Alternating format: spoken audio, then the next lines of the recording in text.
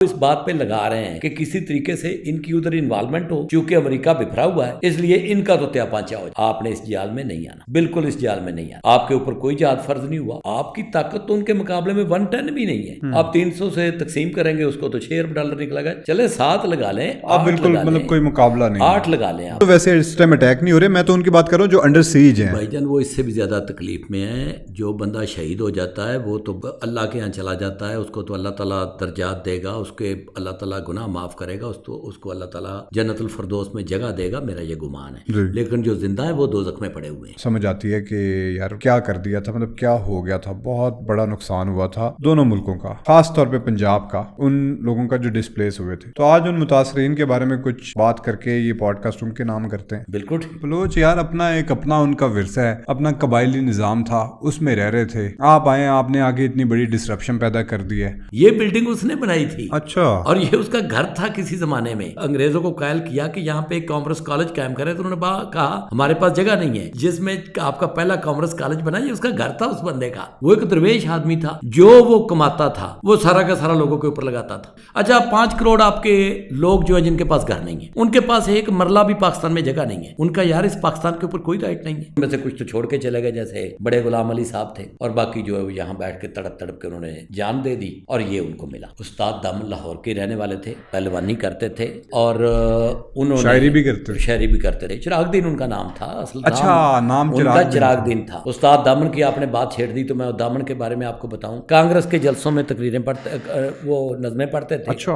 अब हमें तो, हमारे खिलाफ तो कोई बंदा, हमें तो हजम ही कोई नहीं होता भाई, उनसे तो सारा हम डरते हैं। मैं तो, वो मुझे कहेंगे कि प्रेस कॉन्फ्रेंस करो तो मैं कर देंगे। अच्छा जी, तो पिछली दफ़ा बात कर रहे थे, मेरे ख्याल में सबसे पहले करना चाह रहे थे हम लोग अपने जो पुराना इशू है बेनिफिशरीज ऑफ पाकिस्तान उससे, लेकिन उससे डिविएट होके हम चले गए थे पैलेस्टाइन और इज़राइल के मसले पे, और उससे डिविएट होके हम चले गए थे, नहीं उससे डिविएट नहीं हुए थे, उससे आप लेकर आए थे इंडिया और पाकिस्तान के इशू की तरफ।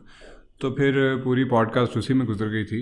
आज हम अपने उस असली टॉपिक की तरफ वापस आना चाहेंगे, जिसमें हम लोग बेनिफिशरीज़ को हमने डिस्कस किया था। तो अब हम डिस्कस करना चाहते हैं जो कुछ इफ़ेक्टिव्स हैं। जब ये मुल्क बना था तो उसके बहुत सारे इफ़ेक्टिव्स भी थे, तो हम इफ़ेक्टिव्स के बारे में कुछ बात करना चाहेंगे। तो लेकिन उससे पहले फिर, क्योंकि ऑन गोइंग एक मसला है, तो मैं उस पर एक छोटा सा मेरा क्वेश्चन है आपसे जो मैं पूछना चाहूँगा कि क्या हम पे जिहाद फ़र्ज़ हो चुका है, being individuals, being in Pakistan, being individuals, क्या हम पे स्टेट के बगैर जिहाद फ़र्ज़ हो चुका है? औज़ु बिल्लाहि मिनश्शैतानिर्रजीम, बिस्मिल्लाहिर्रहमानिर्रहीम। देखें, जहाँ तक फ़लस्तीन के मसले का ताल्लुक़ है, वो बहुत दुखती रग है। इतना जुल्म मेरा ख्याल है गालबन ये जो आपकी 20वीं सदी है इसमें तो कम ही हुआ है। और वो इतना कंजस्टेड एरिया है, इतना गुंजान आबाद इलाका है, इतनी बड़ी बिल्डिंगें हैं वहाँ पे। आप ज़रा अंदाज़ा कर लें कि वो पट्टी है कितनी, और वहाँ पे रोज़ाना कोई तकरीबन 200 के करीब अटैक हो रहे हैं, एयर अटैक हो रहे हैं। इसमें तो कोई दो राय नहीं कि जो जुल्म बर्बरियत वहाँ पे हो रहा है इसका मुआवजा आप किसी से नहीं कर सकते। और उसके लिए जो आपने अगली बात की कि जिहाद फ़र्ज़ हो चुका है, नहीं, मैं नहीं समझता कि उसके मतलब कि जिहाद हमारे ऊपर फ़र्ज़ हो चुका है। इंडिविजुअल तो खैर जिहाद फ़र्ज़ होता ही नहीं है, इंडिविजुअल के ऊपर तो जिहाद का कोई तल्लुक़ ही नहीं है। जिहाद की 3-4 शर्तें हैं, मैं वो आपको बता देता हूँ। मैं कोई आलिम दीन तो नहीं हूँ, लेकिन चूँकि मैं दीन का स्टूडेंट हूँ और मैं दीन पढ़ता रहता हूँ, तो वो मैं आपको बता देता हूँ। जिहाद की पहली शर्त ये होती है कि कहीं पे जुल्म हो रहा हो। अब कहीं पे जब जुल्म हो रहा हो तो इसका ये मतलब कतई नहीं है कि वो सिर्फ मुसलमानों के ऊपर ही जुल्म हो रहा हो। किसी भी कौम के ऊपर अगर जुल्म हो रहा हो तो जिहाद फ़र्ज़ हो जाता है। ये है एक्सटर्नल शर्त कि किसी जगह पे जुल्म हो रहा है तो जिहाद फ़र्ज़ हो गया। लेकिन जिहाद किसके ऊपर फ़र्ज़ हुआ? जो आपका इंतज़ाम है, यानी आपकी स्टेट है, आपकी रियासत है, आपका कोई जिरगा है, आप किसके मतहत रह रहे हैं। जिसके मतहत आप जिस नज़म के तहत आप ज़िंदगी गुजार रहे हैं उस नज़म के ऊपर जिहाद फ़र्ज़ हो जाता है। लेकिन फ़र्ज़ होने का मतलब भी ये बिल्कुल नहीं है कि वो फ़ौरन अपना बंदूक लेंगे और वो निकल खड़े होंगे। फिर उन्होंने देखना है, उसकी शर्तें अल्लाह ताला ने सूरह तौबा में बयान की हैं कि पहले आपकी निस्बत 1 और 10 की थी, वो आयात आप निकाल लेना। पहले 1 और 10 की निस्बत थी, अब आप में कमज़ोरी आ चुकी है। कौन सी आयात है ये अल्लाह कह रहा है सूरह तौबा में, अल्लाह ताला कह रहा है सहाबा आयात पता है कराम आपको? को। नहीं, आयात तो आप निकाल लें, याद तो इस हम वक्त तो निकाल ही लेंगे, मैंने कहा शायद अगर आपको भी नहीं, पता है मुझे तो आप भी कोट कर दें। आयत का नंबर याद नहीं है। जी सूरह तौबा मैंने आपको बता दी। जी वहाँ पे जिहाद की जो फर्जियत के बाद जो उसकी शरायत है, जी फ़र्ज़ हो गया ना, अब उसकी कुछ शर्तें भी होंगी ना। बिल्कुल।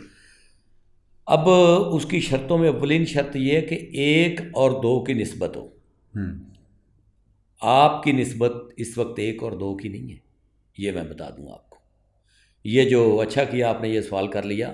ये जो इतनी ज़्यादा पूरे पाकिस्तान में लोग बार बार फ़ौज को पुकार रहे हैं और कह रहे हैं कि जनाब हमने ये नसर किस वक्त के लिए रखा था, गज़नवी किस वक्त के लिए, ये बिल्कुल गलत बात कर रहे हैं।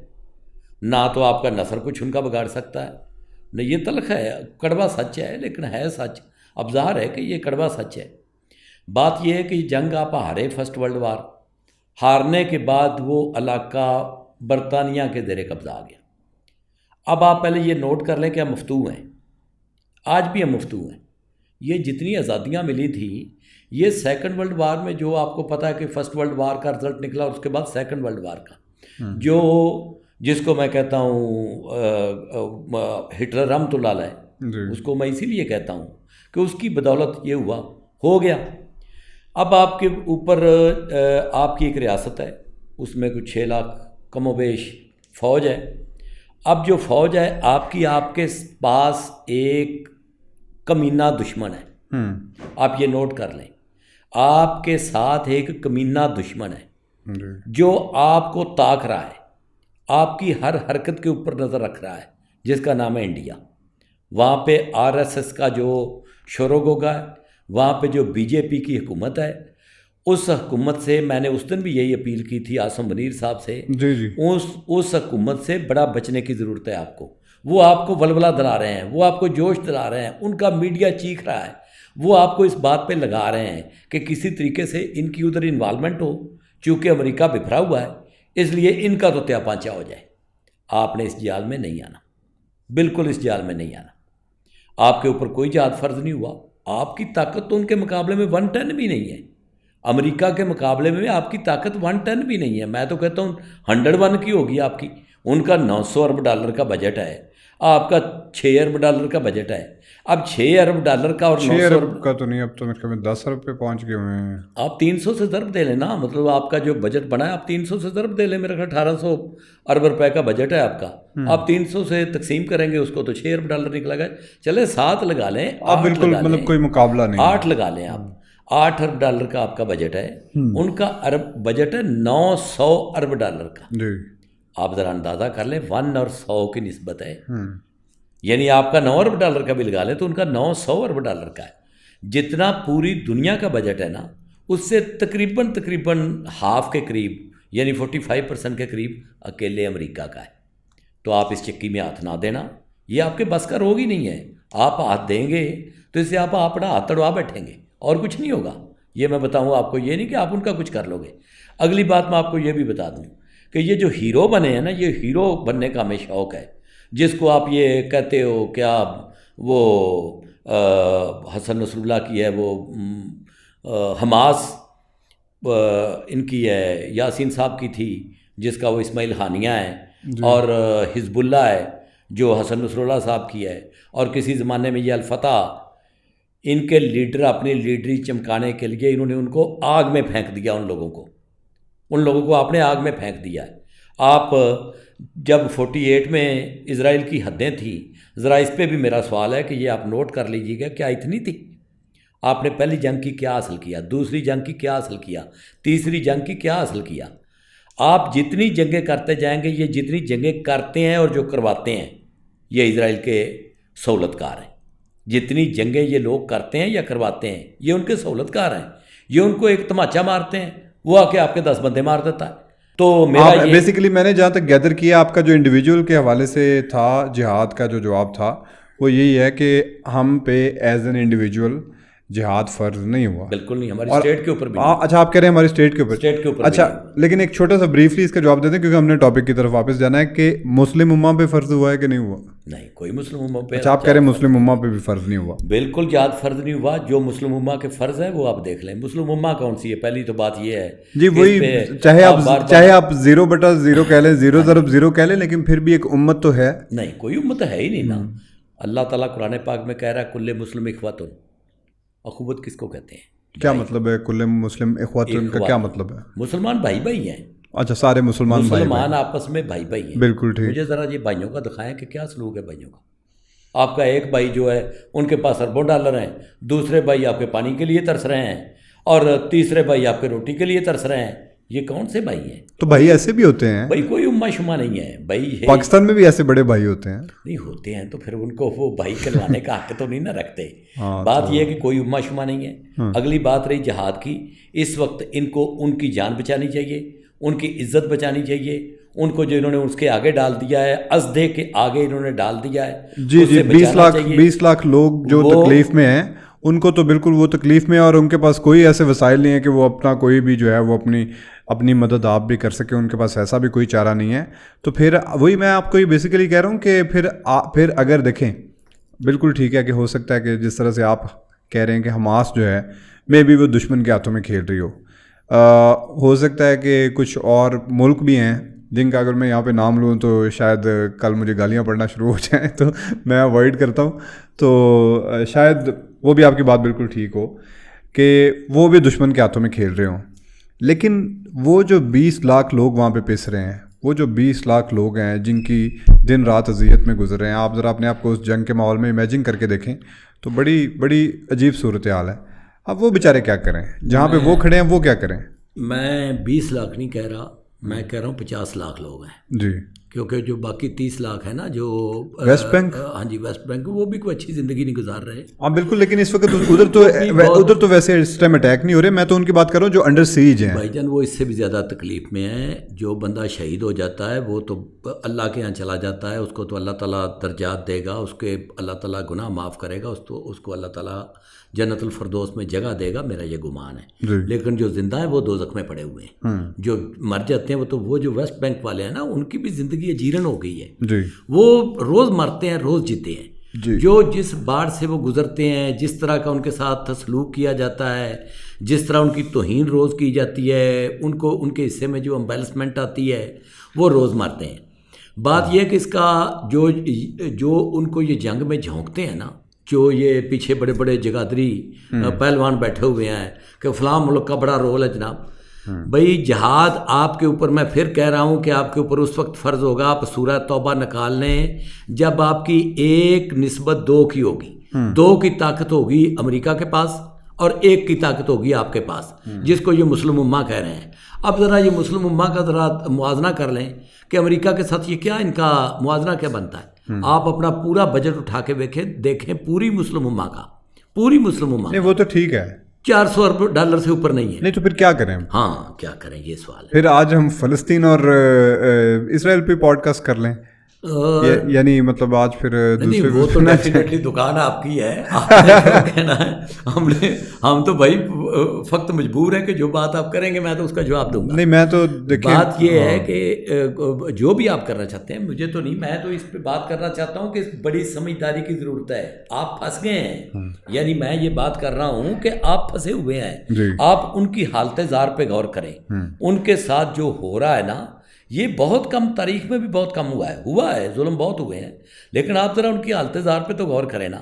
उनको बचाने के लिए आप बहुत कुछ कर सकते हैं, ये नहीं मैं कह रहा कि कुछ कर नहीं सकते, बहुत कुछ कर भी सकते हैं और करना भी चाहिए आपको।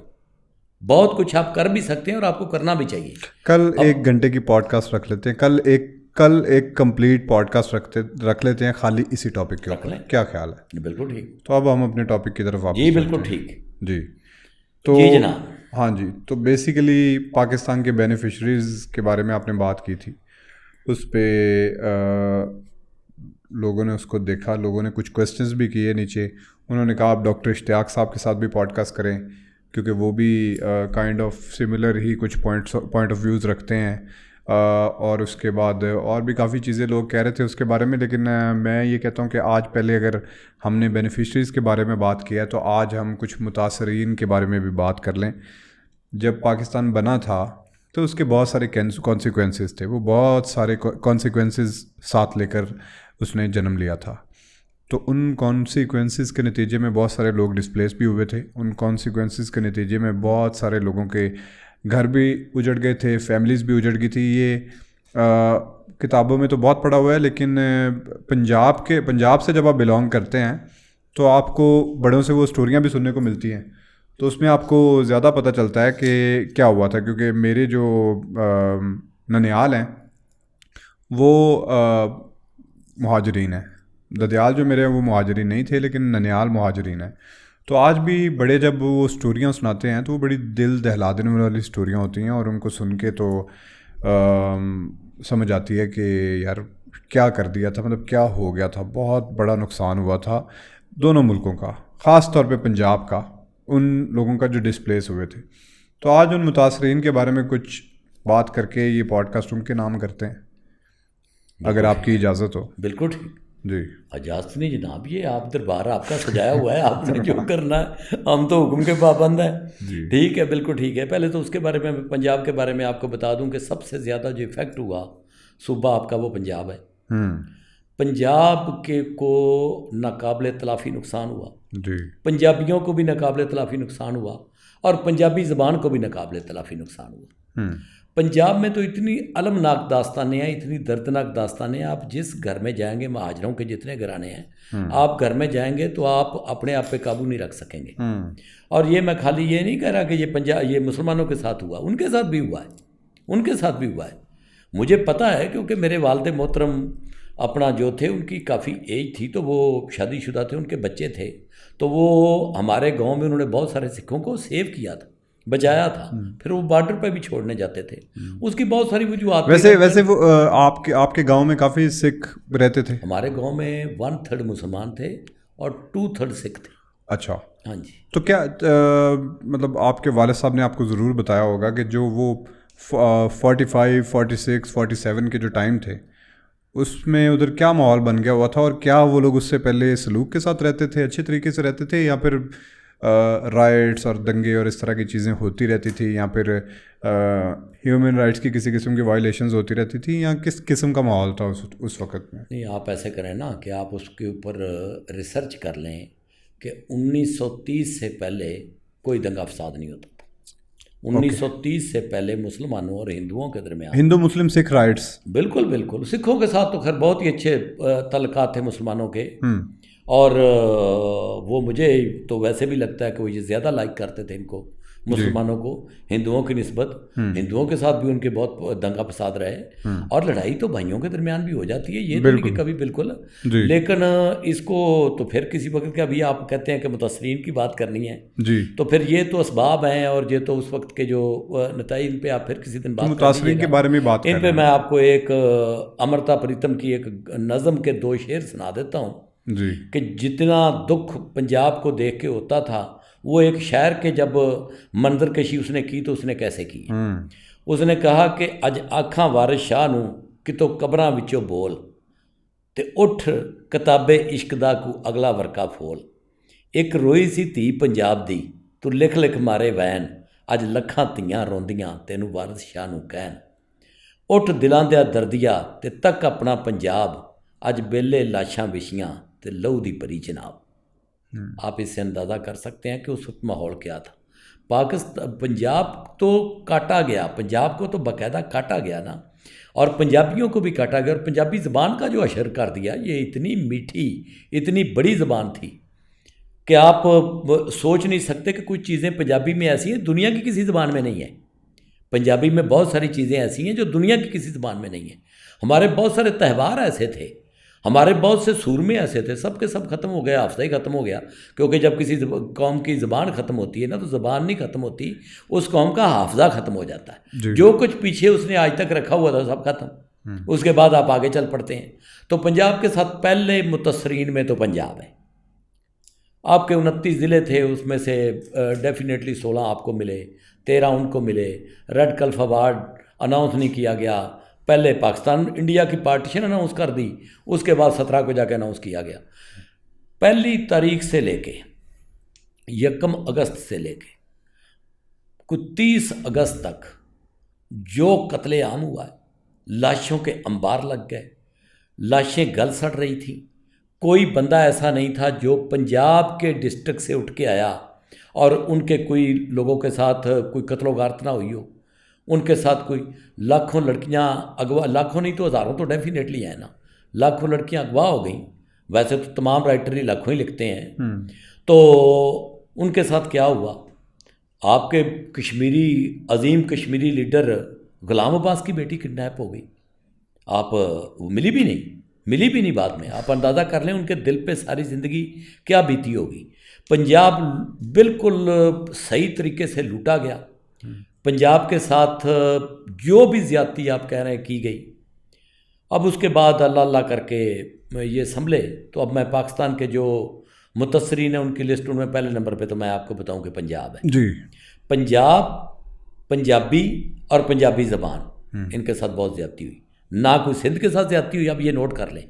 पाकिस्तान बनने से ना कोई सिंध के साथ ज़्यादती हुई, ना कोई बलूचिस्तान के साथ ज़्यादती हुई, ना कोई सूबा सरहद के साथ ज़्यादती हुई। बलूचिस्तान और सरहद के साथ तो ज़्यादती हुई, सिंध का तो क्या मुझे इतना ज़्यादती हुई पता बताएं नहीं। मुझे आप। बलोच यार अपना उनका विरसा है, अपना कबायली निज़ाम था, उसमें रह रहे थे।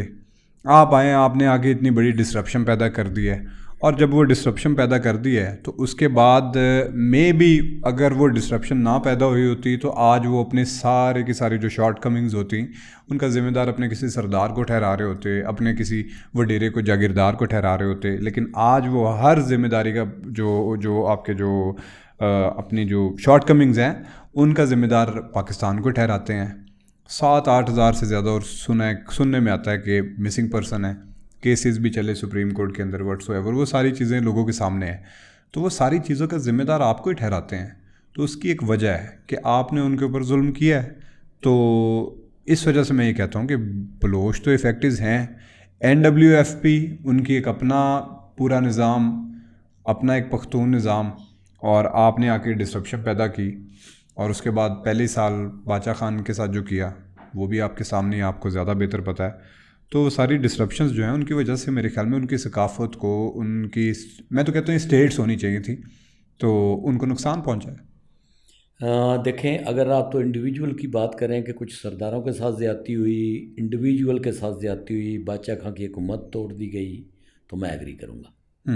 अब मैं तो अभी बात कर रहा हूँ अवाम की। मैं अवाम की बात कर रहा हूँ। अवाम के साथ तो वहाँ पे कोई ज़्यादती नहीं हुई। वो सरदारों ने जिस तरह अवाम को रखा हुआ था और जिस तरह आज भी उन्होंने रखा हुआ है। बलूचिस्तान का बजट निकाल लेना आप कि बलूचिस्तान को 47 से लेके आज तक कितना बजट दिया गया है और वो लगा कहाँ पे है, आप जाके देख लें। नहीं, वो ठीक। उनकी तो असेंबली में जो लोग, ये जिनको मैं ये कहता हूँ कि ये जो चोर लटेरे आते हैं जी, ये सारे का सारा बजट तकसीम कर लेते हैं। नहीं, मैं वही कह रहा हूँ ना कि वो ब्लेम पाकिस्तान पे आ गया। वो ब्लेम इसलिए पाकिस्तान पे करते हैं कि पंजाबी नहीं बोला जी, पंजाबी ने जख्म खाए, जख्म खा के वो नहीं बोला।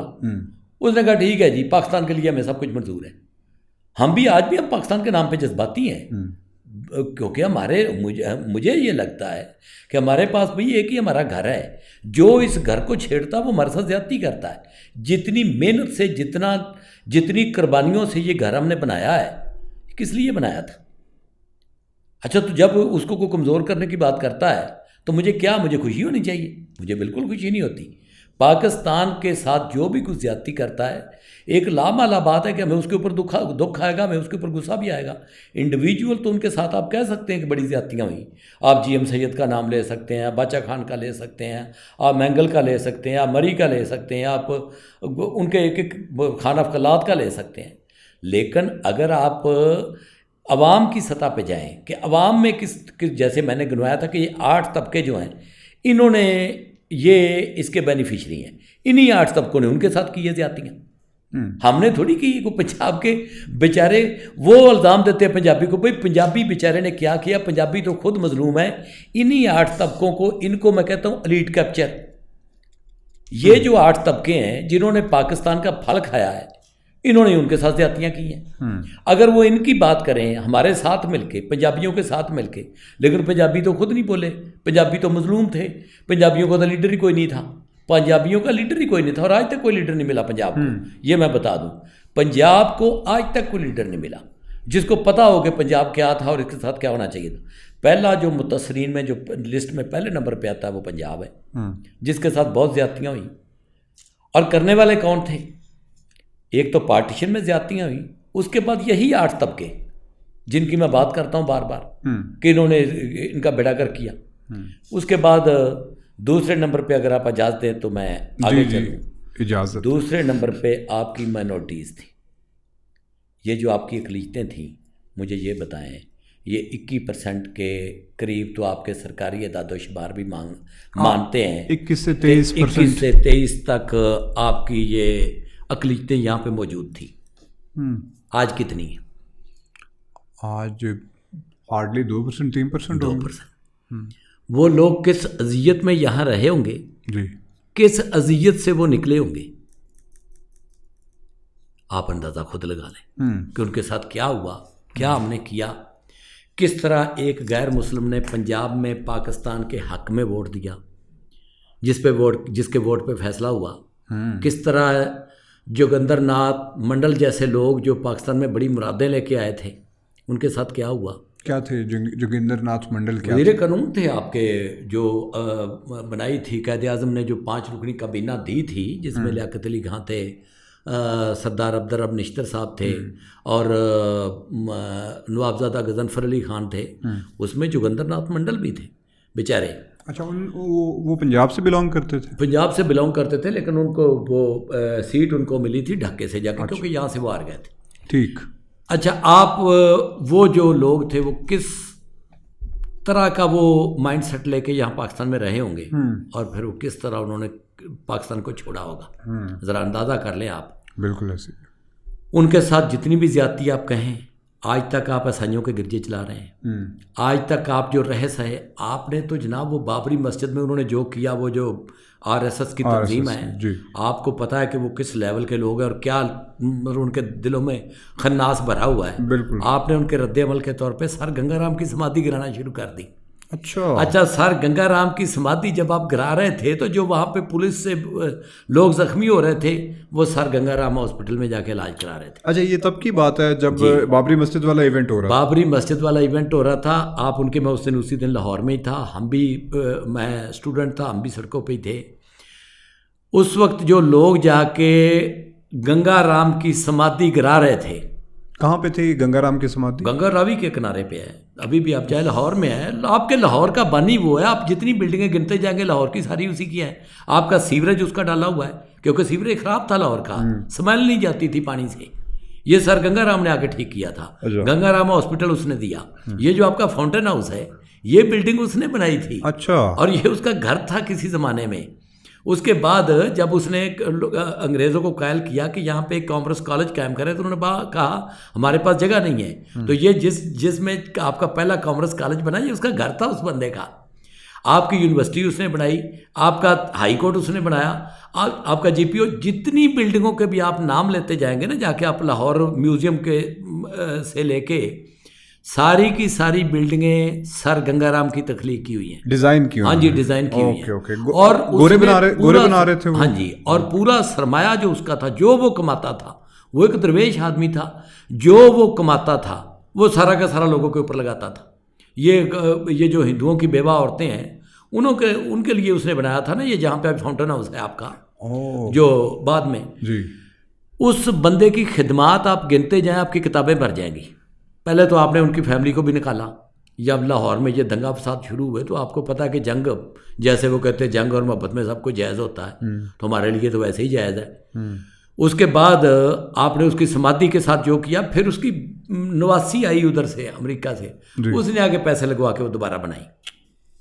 आप ज़रा मंटो का वो अफसाना ज़रा ज़हन में लाएं। उसने कहा कि गंगाराम की समाधि गिराने के लिए जो लोग ज़ख्मी हो रहे थे, उनको उठा उठा के गंगाराम हॉस्पिटल में ले जाया जा रहा था, वहाँ पे उनका इलाज हो रहा था। नहीं, मंटो तो तब जिंदा ही नहीं थे। नहीं, उनके उसने तो पहले का लिखा हुआ है कि जब ये फसाद हो रहे थे आपके, उस वक्त की बात है ना, कि गंगा राम की वो समाधि तो उस वक्त भी थी ना, क्योंकि गंगा राम तो प्री पार्टीशन फौत हो चुका है ना।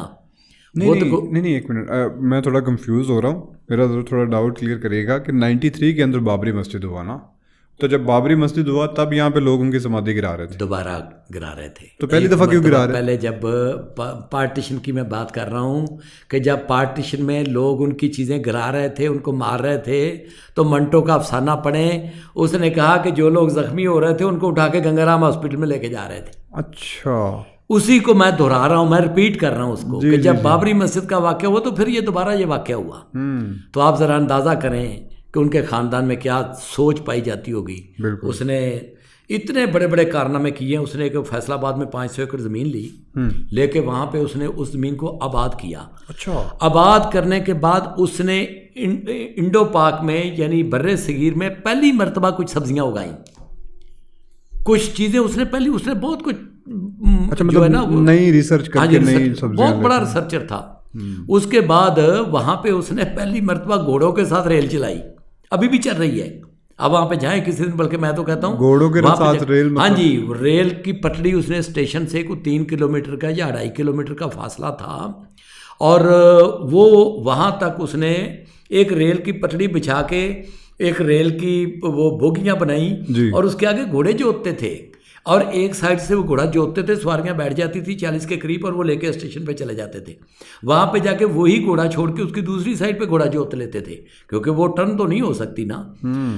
वो आज भी मौजूद है। वो बड़े दिमाग का आदमी था। खैर, उसके साथ ये मैं बता रहा हूँ आपको, बात यह है कि ये जो पंजाब के साथ जो कुछ हुआ, उसके बाद आपका अगला तबका जो मुतसरीन में, वो आपके अवाम है। वो सिंध का हो, अब वो आपकी बात आ गई, वो सिंध का हो, वो सरहद का हो, वो बलूचिस्तान का हो, वो पंजाब का हो, जो पढ़ा लिखा आम अवाम, जो पढ़ा लिखा नौजवान है। नहीं, अभी मैं आम अवाम पे नहीं आ रहा, अभी मैं पढ़े लिखे नौजवान पे जा रहा हूँ। नहीं पढ़ा लिखा, चले अवाम पे आ जाए। मिडिल क्लास की 16 बात कर रहे हैं। करोड़ अवाम पे पहले आप बात कर लें। 16 करोड़ अवाम आपकी इस वक्त, 16 करोड़, ये 25 करोड़ में से 16 करोड़ की मैं बात कर रहा हूँ, क्योंकि बाकी तो 8-9 करोड़ ये तबके हैं, ये जो 6-7 करोड़ हैं ना, वो तो ये तबके हैं। जो 8 तबके मैंने आपको गिनवाए हैं कि ये बेनिफिशरी हैं। 16 करोड़ अवाम आपकी वो है जिनको पाकिस्तान बनने से कुछ नहीं मिला, जिनका पाकिस्तान बनने से सिर्फ नुकसान हुआ है। नहीं, ये 7-8 करोड़ बन जाते हैं, 7-8 करोड़ बन जाते हैं ना, क्यों किस नहीं तरह बनते? 7-8 करोड़ बन जाते कुछ खुद है, कुछ उनके हवारी हैं। मैंने 8 तबके आपको गिनवाए हैं वो भाई। सारे का अब सारा आप उनके जो पिरामिड सिस्टम है, हाँ जब आप जी, उसको सारे को मिलाकर देखते हैं तो 7-8 करोड़ बनते हैं। 1%, 2%, हाँ जी, 3%, 4% नीचे 5% बिल्कुल तक आके, बिल्कुल इस तरह है। तो बाकी आपका जो 70% यानी 30% वो हैं, बाकी आपके ये 70% ये अवाम है बेचारी। जी, ये जो 70% अवाम है, ये सिर्फ मुतसरीन है, इनको कुछ नहीं मिला।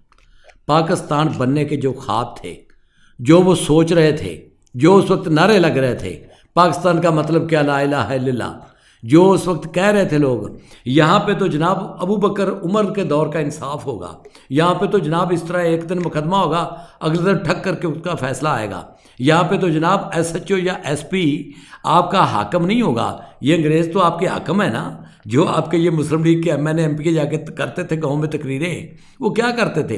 वो कहते थे ये जो आपका अपना SP या DSP या SHO है ना, ये आपका अफसर नहीं होगा, ये तो आपके ताबे होगा, ये तो आपको आके पूछेगा गांव में, गली में, मोहल्ले में, शहर में, ये आपको आके पूछेगा कि सर तुहाडे नाल ज़्यादती हुई है, तुसी कुछ नहीं कोई गल करनी, हम खुद इस पे एक्शन लेंगे।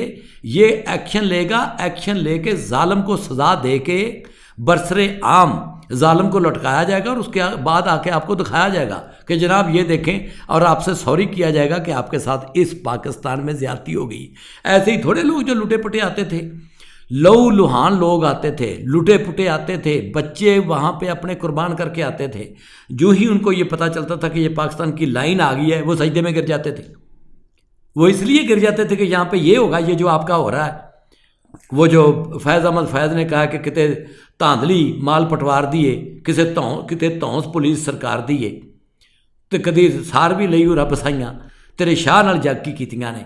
तो वो जो अपना जो यहाँ पे हुई है लोगों के साथ, ये सोच के ये आए थे यहाँ पे, या ये सोच के इन्होंने पाकिस्तान बनाया था? इन्होंने पाकिस्तान इसलिए बनाया था कि जब गुलाम अब्बास से जब पूछा गया कि आपकी बेटी अगवा हो गई है, उसने कहा इसलिए मेरी बेटी अगवा हो गई है कि पाकिस्तान में किसी की बेटी अगवा ना हो आइंदा से।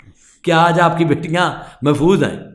माशाल्लाह, आज ये सारी 70% आवाम बिल्कुल महफूज है। ना तो इनके साथ कोई डाकाजनी हो रही है, ना इनके साथ इनसे कोई रिश्वत ले रहा है। इनके तो जाते हैं, जाते ही कोर्ट में जनाब सिर्फ ये एक अपना वो कागज़ का पुर्जा ये देते हैं, बंदा खड़ा होकर कहता है कि जनाब मेरे साथ ज्यादती हुई, जज साहब कहते हैं आप बैठ जाएँ, अब मैं जानूँ और मेरा काम जाने।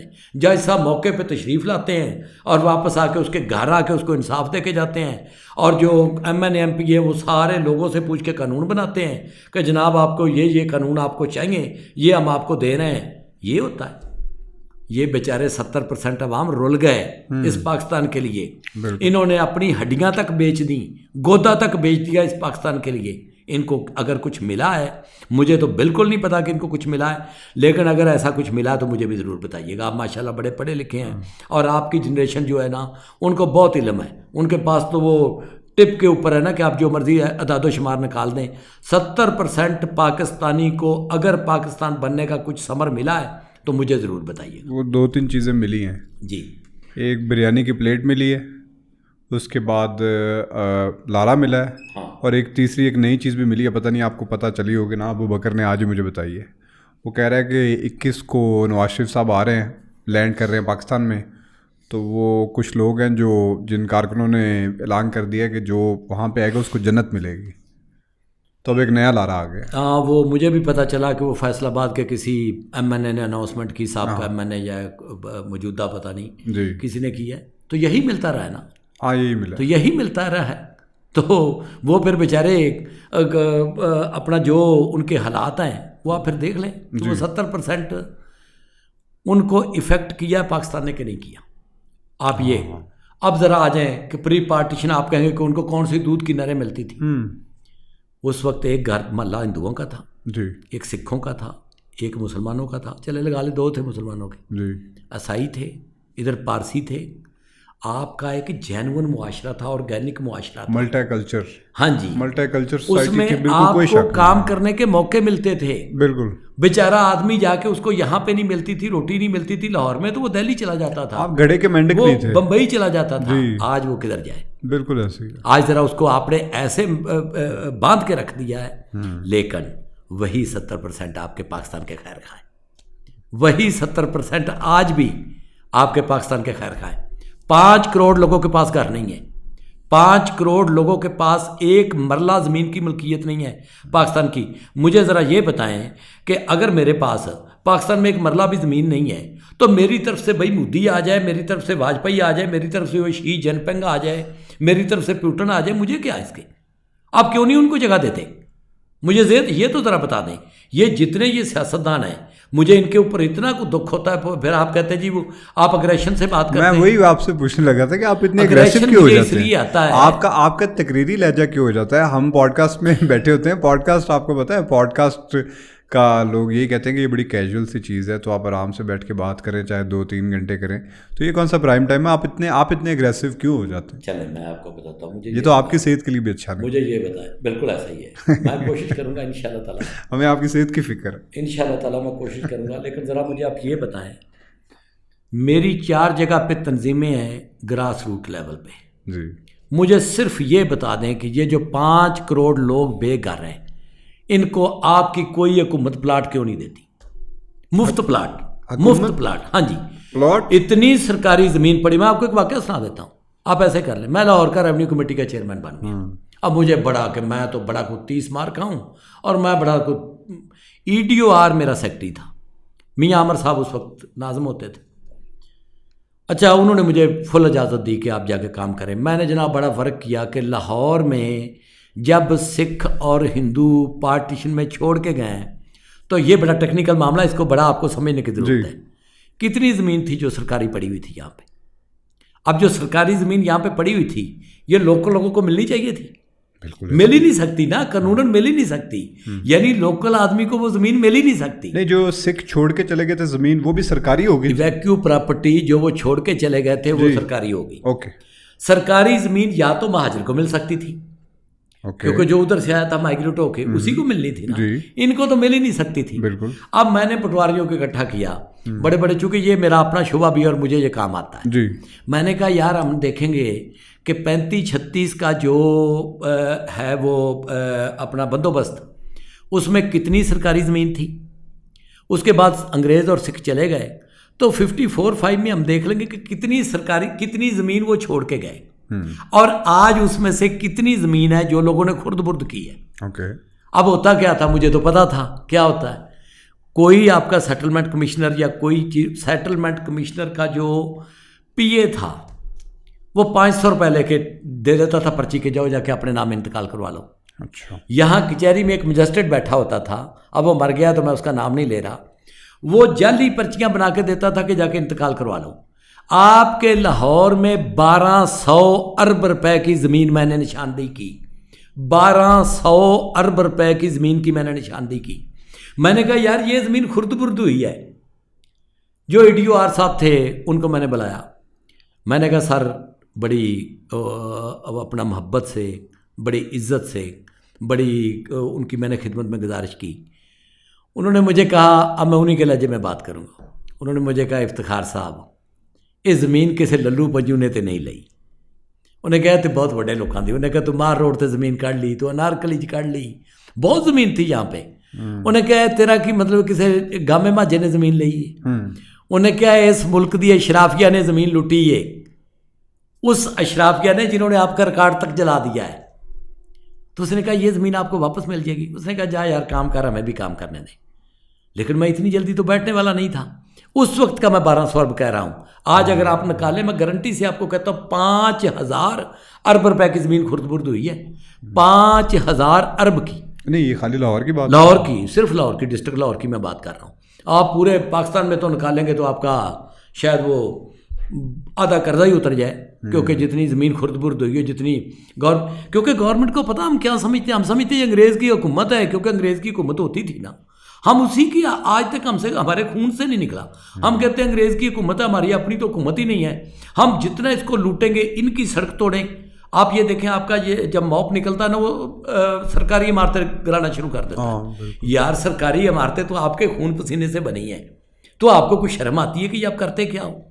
हमारे वो खून से चीज़ ही नहीं निकली। हम हर सरकारी चीज़ को हड़प करने की कोशिश करते हैं। सरकारी स्कूल हो, सरकारी इमारत हो, सरकारी ज़मीन हो, सरकारी पैसे हो, सरकारी गाड़ियाँ हो, जो भी सरकारी हमें मिल जाए हम उसको हड़प कर जाते हैं, क्योंकि हम समझते हैं वो हमारा नहीं, वो सरकार का है, वो सरकार को भी हमने। और वो सारी की सारी यही 8 तबके हड़प करते हैं। यही 8 तबके जो मैंने आपको गिनवाया है ना, यही हड़प करते हैं, और कोई नहीं करता। ये मैं बताऊं, ये कोई अवाम नहीं बेचारी करती, ये तो 70%। अच्छा, 5 करोड़ आपके लोग जो हैं जिनके पास घर नहीं है, उनके पास एक मरला भी पाकिस्तान में जगह नहीं है, उनका यार इस पाकिस्तान के ऊपर कोई राइट नहीं है। बड़े आराम से आप सरकारी ज़मीनें, आप मुझे आप फ्री बना दें, मैं 1 रुपया नहीं लूँगा। मुझे आप इंचार्ज बना दें, मैं हर ज़िले से सरकारी ज़मीनें निकाल के उनको फ्री में प्लाट दे देता हूँ। आपकी ज़मीनें खाए जा रहे हैं लोग, वहाँ पे वो लोगों ने प्लाजे खड़े कर लिए।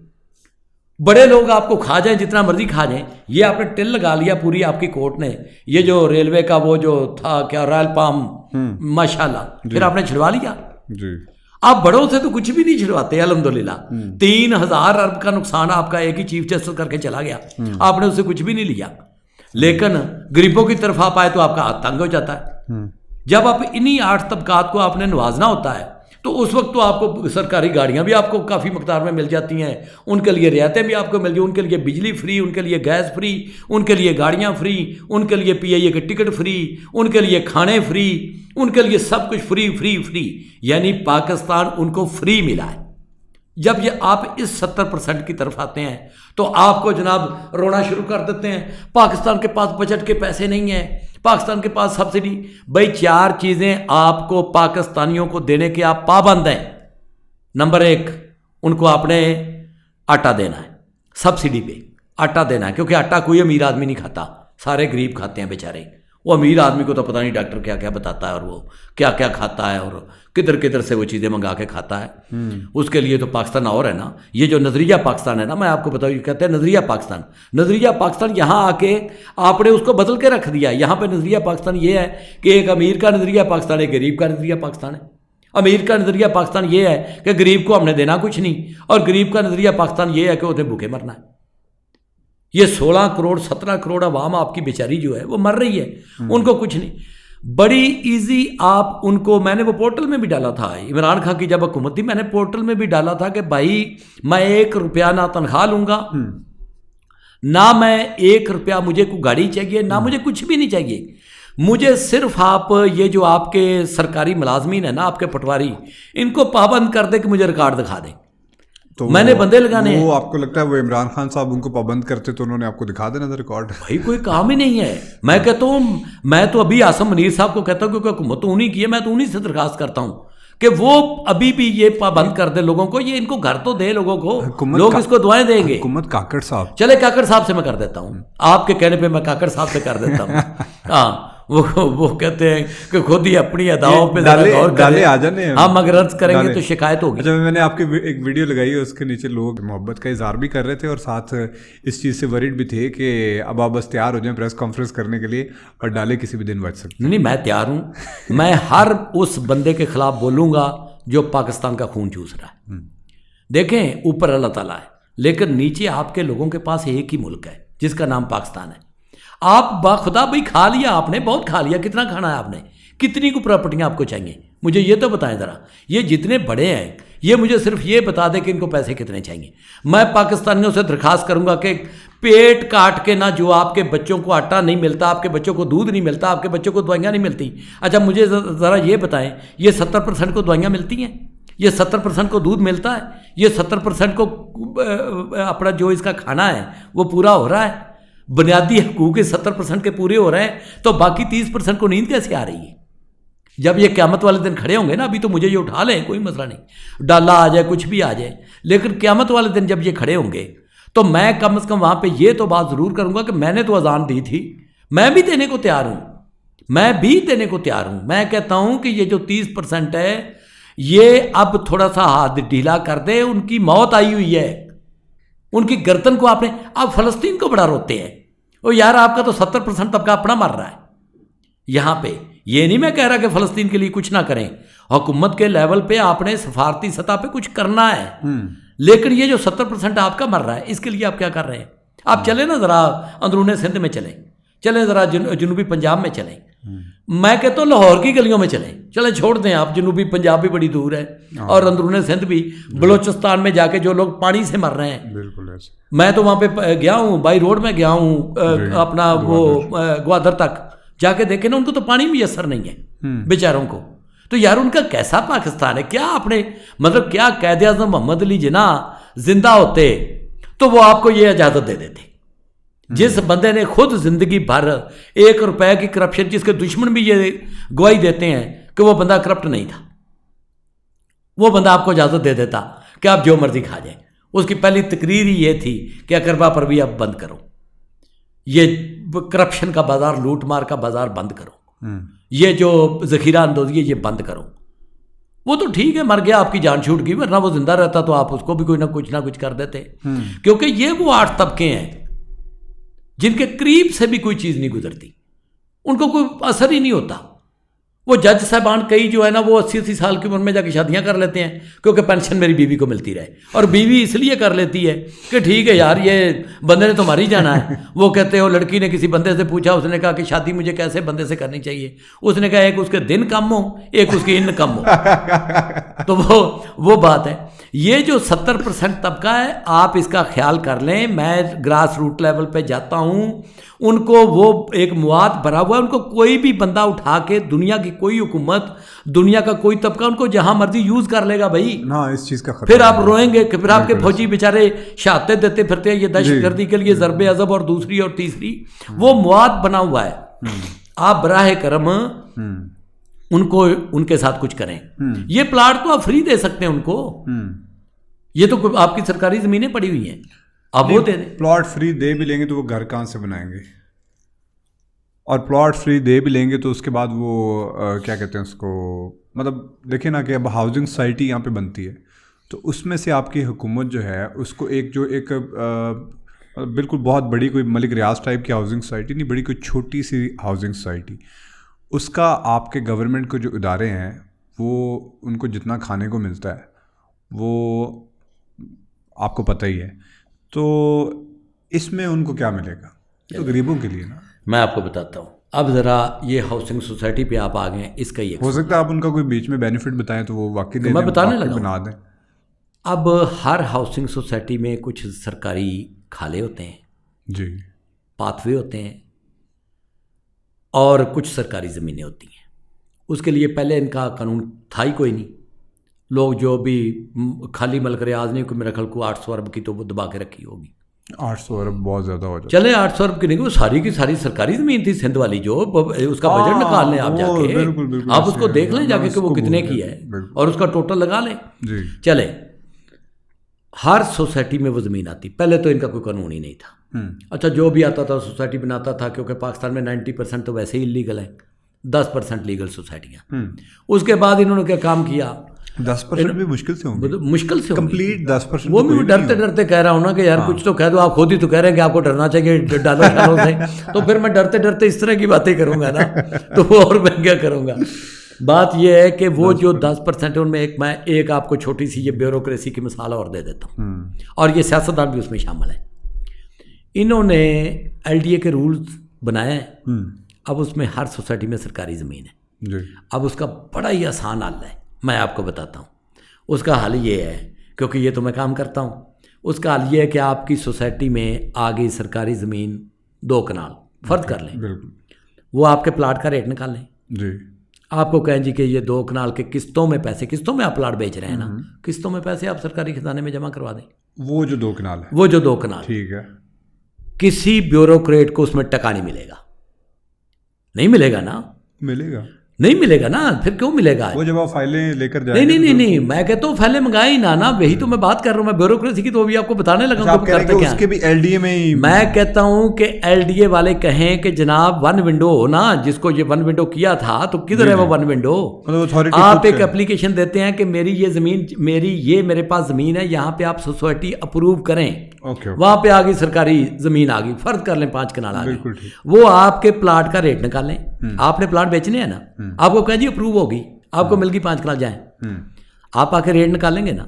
डीलरों को आपने बेचने हैं, लोगों को बेचने हैं, जिस रेट पे आप अपने प्लाट बेच रहे हैं उसी रेशो के हिसाब से वो कहें जी पैसे जमा सरकारी खजाने में जमा करें। अब इसमें कोई करप्शन नहीं होगी। अब उन्होंने जनाब क्या इनको ये जो अपना माशाल्लाह बैठे होते हैं ना ये सियासतदान बन के, टके का इनको पता नहीं होता, इनको उन्होंने क्या पट्टी पढ़ाई। उन्होंने कहा नहीं नहीं नहीं नहीं नहीं, वो बड़ी सरकारी ज़मीन जो होती है वो तो बड़ी कीमती होती है। तो उन्होंने कहा जी क्या करें? उन्होंने कहा हम आपको बताते हैं। 3 कमेटियां बन गई। आपके ब्यूरोक्रेटों को कोई काम ही नहीं है, वो सारा दिन वेले बैठे रहते हैं और इस तरह के कामों में सारा दिन भाग दौड़, ऐसे लगता है कि जैसे वो सस्ते तंदूर बना दिए ना शहबाज शरीफ ने। तो हर ब्यूरोक्रेट ने सुबह निकल जाना, एक तस्वीर बनवानी कि मैं सस्ता तंदूर विजिट करने जा रहा हूँ, और गर्लफ्रेंड को लेके चले जाना, और सारा दिन फिर नहीं आना। उसने कहना कि मैं जनाब जाके ना, तो वो आपकी ब्यूरोक्रेसी ने क्या काम किया, डिस्ट्रिक्ट असेसमेंट कमेटी, एक ऊपर कमेटी। अब आप एक एप्लीकेशन देंगे LDA को, वो भेजेगी जनाब चीफ सेटलमेंट कमिश्नर को, उसमें 15 के करीब ब्यूरोक्रेट है, patwari, kanungo, naib tehsildar, AC, DC, commissioner, chief settlement commissioner और member, senior member board of revenue. उसमें जनाब सारे ऑफिसर डिस्ट्रिक्ट के इकट्ठे करके उसमें डाल दिए ना। उनकी कभी मीटिंग होती है, वो कहते हैं जी आप पहले वो जगह लेके आए, हमें एप्लीकेशन दे। आप एप्लीकेशन देते हो, वो कहते हैं जी इसके मुतबादल हमें जगह दे दें। अच्छा, उसके बाद ऊपर पहले आप नीचे से ऊपर तक 23 जगह पे आपकी वो जाती है, ऊपर जाती है और ऊपर से फिर नीचे आती है। वो एक जगह सेलेक्ट करते हैं, फिर उसकी प्राइस लगती है। यार उसकी प्राइस आपने लगाई नहीं हुई है, FBR में भी उसकी प्राइस मौजूद है और आपकी डिस्ट्रिक्ट असेसमेंट कमेटी में भी उसकी प्राइस मौजूद है। तो आप कहीं से मर्जी ले लें, चले उनके प्लाटों की ले लें, उनके प्लाटों की ले लें। आप कहते हो नहीं नहीं नहीं, इसी तरीके से ऊपर जाएगी, फिर जाएगी। अब जब किसी बड़े आदमी की जाती है तो वो जाती है 2 दिन में, जब किसी माड़े आदमी की जाती है तो वो जाती है 2 साल में। अब उसके बाद वो कहते हैं जी हम विजिट करेंगे। अब इतने बड़े ऑफिसर विजिट करने आते हैं? कभी भी नहीं। तो आप अंदाज़ा कर लें, कोई पैसा उसमें एंड पे वो ज़मीन मिल जाती है, एंड पे वो कहते हैं जी हम इसको करेंगे, कभी हम इसको ना सेल करेंगे। गवर्नमेंट को 1 टका नहीं मिलता उसमें से, 1 टका भी। ये हर सोसाइटी वाले को मजबूर करें, कानून साजी करें कि 10% प्लाट आपने अल्लाह वास्ते देने, 10% आपने प्लाट गवर्नमेंट को देने हैं। वो ये वहाँ पे जो बेज़मीन लोग हैं उसी मौजे के, उनको ये दे दें। कोई इस्लामी हुकूमत, आप ज़रा गौर कर लें, ये मेरी बात ये नोट कर लें, 8 तबके ये सारा दिन यहाँ पे तो ये निकल रहे हैं ना, यहाँ पे क्या है? वो कहते हैं अब तो घबरा के कहते हैं कि मर जाएंगे, मर के भी चैन ना पाया तो किधर जाएंगे? इनसे जाते ही ये सवाल होगा, जाते ही ये सवाल होगा। मैं आपको बताऊं कि ये जो 70% के हकूक़ है ना, वो इनके ऊपर हैं। आपने इंसाफ करना है। अल्लाह ताला कुरान पाक में कहता है कि जब तुम्हें मैं हुकूमत देता हूँ तो 2 काम तुमने लाजमी करने। नंबर 1, अमानतदारों की अमानतें उनके सुपुर्द करनी है। नंबर 2, आपने इंसाफ करना है। क्या आपके हुक्मरान, क्या ये जो कैबिनेट बनाते हैं, आपके वज़ीर आज़म जितने भी गुजरे हैं, ये मेरिट पे बनाते हैं? बता दें ज़रा मुझे, ये मेरिट पे बनती है कैबिनेट? खान साहब ने तो नहीं, बिल्कुल मेरिट पे नहीं बनी थी किसी ने भी। मैं तो कहता हूँ आप पाकिस्तान से लेके आज तक ले लें। मेरिट पे बनाने के लिए एक ऐसी पार्टी चाहिए होगी ना जो ग्रास रूट लेवल से काम करके, फौज का सहारा लिए बगैर, किसी इस्टेब्लिशमेंट का सहारा लिए बगैर, डालों से पनाह मांग की मैं कह रहा हूँ, ठीक है, और उनसे उनकी हेल्प लिए बगैर और ग्रास रूट लेवल से काम करके, और फिर जो आम आदमी हो उसको असेंबली में ला के बिठाएंगे, तो उसके बाद आके आपका मिनिस्टर वो बनेगा ना जिसके पल्ले कुछ होगा। लेकिन ये इतना बड़ा काम कौन करेगा? ये करने कौन देगा? तो ये भी है ना। तो फिर मिनिस्टर भी तो उन्हीं में से चूज़ करने ना जो वहाँ पे बैठे हुए हैं। मेरी ये गुजारिश है कि जब कोई भी वज़ीर आज़म जाएगा, क़यामत का एक दिन होगा, वहाँ पे खड़ा होगा, उससे ये सवाल होगा क्या आपने अमानतें अमानतदारों के सुपुर्द की? क्या आपने ओहदे मेरिट पे तकसीम किए और इंसाफ किया? तो ये जवाब दे दे वहाँ पे कि हमें तो फौज करने नहीं देती थी। तो क्या मत तो ये जवाब वो नजर नहीं आता, ये जवाब काबिल कबूल होगा? मैं आपसे पूछ रहा हूँ, मेरा आपसे सवाल है कि ये जवाब काबिल कबूल? भाई आपको किसने कहा था कि आप आगे वज़ीर आज़म बनो? कौन लेने गया था आपको? आपने खुद कहा ना कि मैंने ब्यूरोक्रेट बनना है, आपने खुद कहा मैंने जज बनना है, आपने खुद कहा मैंने जनरल बनना है, मैंने फौज में जाना है, आपने खुद कहा मैंने मिनिस्टर बनना है, मैंने MPA बनना है, मैंने MNA बनना है। कोई लेने गया था आपको? किसने आपको कहा था? जब आप खुद आपने आगे बढ़ के अपने आप को पेश कर दिया। सियासत एक इबादत है, आपको पता नहीं ये कितनी बड़ी इबादत है। जो आदल हुक्मरान है, अर्श के साए में जिन 7 लोगों को जगह मिलेगी उनमें एक आदल हुक्मरान है, और जिनको जगह नहीं मिलेगी ना, तो बस अस्तगफिरुल्लाह, उनमें एक बेईमान हुक्मरान है। तो मुझे बता दें ज़रा कि ये क्या अदल हो रहा है? क्या मुल्क में इंसाफ हो रहा है? और किस दौर में हो रहा था? यानी मैं 50 के बाद में, मुझे जब से पाकिस्तान बना, मुझे दिखा दें ज़रा किसी दौर में भी। अच्छा, उसके बाद आ जाएं कि ये 70% को पाकिस्तान का हमने क्या दिया है? क्या ये पाकिस्तान था जो ये लोग एक्सेप्ट कर रहे थे? बेचारे वो एक्सपेक्ट कर रहे थे कि ये पाकिस्तान है जी, हमें ये चाहिए।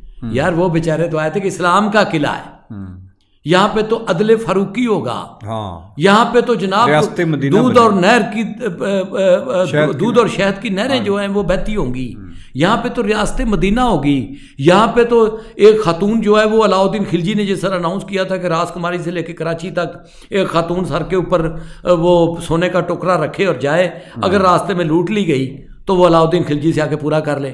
आपने दीन क्या देना था? आप तो अलाउद्दीन खिलजी भी ना दे सके उनको। आपकी ब्यूरोक्रेसी तो उनके ऊपर चढ़ के बैठ गई।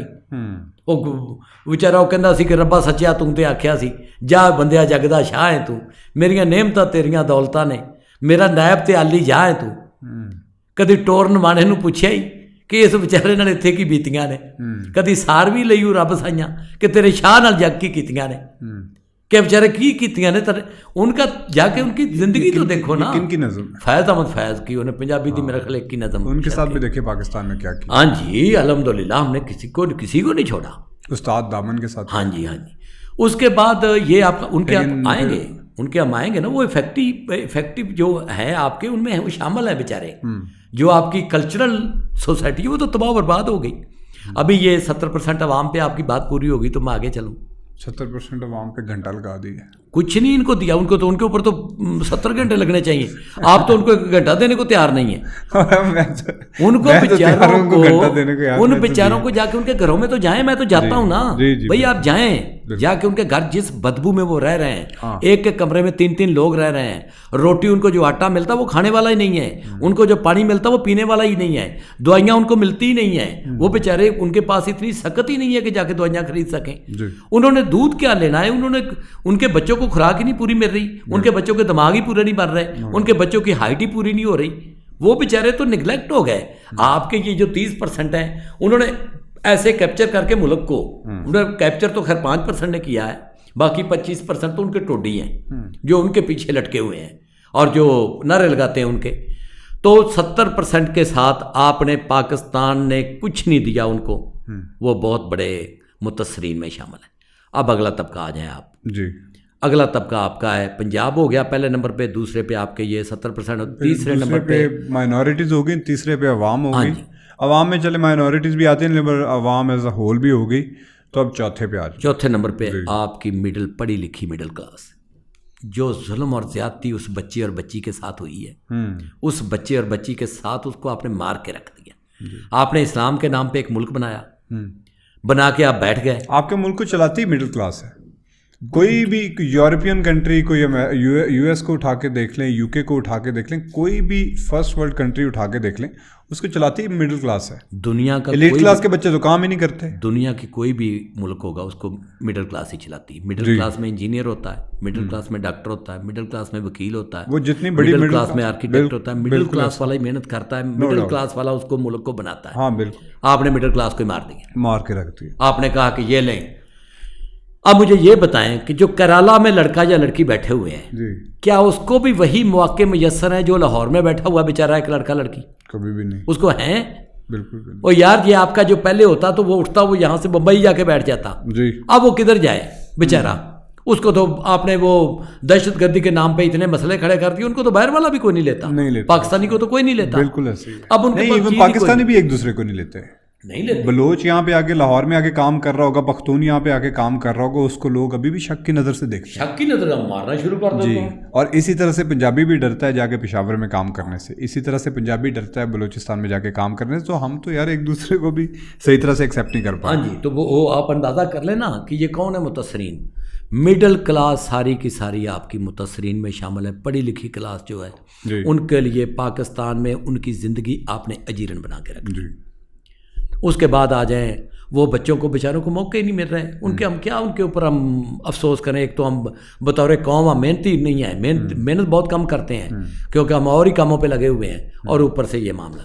मुशर्रफ दौर के अंदर वो आईटी लेकर आने लगे थे पाकिस्तान में। आईटी लेकर किस तरह आने लगे थे कि आपको पता ही होगा कि लाहौर के अंदर बहुत बड़ी बड़ी आईटी हब्स खुलने थे, जो फिर जाके बेंगलोर में खुल गए। जो वहाँ पे बेंगलोर में खुले, उसके बाद ये सारे के सारा जितना भी नॉर्थ और साउथ इंडिया के वो इलाके हैं जहाँ पे अभी आईटी पार्क्स हैं बहुत बड़े बड़े, वो आईटी पार्क्स उधर जाके खुले और यहाँ पे नहीं बन सके। तो अगर वो बन जाते, मे भी हमारी तकदीर भी चेंज होती, मे भी हमारे बच्चे भी जाके गूगल में काम कर रहे होते, माइक्रोसॉफ्ट में काम कर रहे होते। तो बिल्कुल ऐसे ही है। कुछ काम उसके मुशर्रफ साहब के बहुत प्रोग्रेसिव थे, उसका दिल चाहता था कि पाकिस्तान तरक्की करे। ये बात आपकी, इस बात से मैं एग्री करता हूँ कि आईटी सिटी यहाँ पे वो बनाने लगे थे, लेकिन वो 9-11 हो गया और वो बेड़ा गर्क हो गया, और उसके बाद फिर आप को पता ही है कि क्या करवाते थे। हाँ, क्या क्या फिर वो हो गया वो कल्चरल।